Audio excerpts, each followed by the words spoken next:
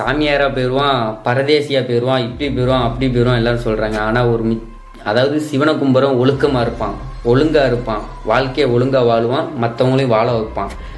சரிங்களா?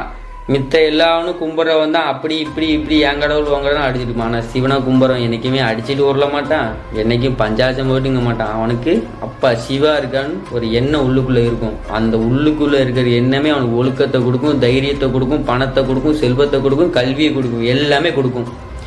உங்களால் இருக்க முடியுமா மற்றவனை காயப்படுத்தாம? இதுதான் சேலஞ்ச். சரிங்களா?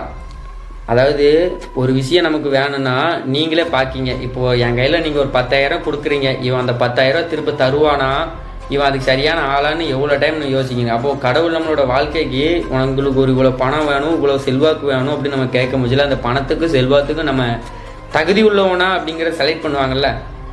ஏன்னா அதை வச்சு நிறைய பேருக்கு பாதிப்பு வந்துடக்கூடாது. இப்போ என் கையில் பணம் இருக்கு,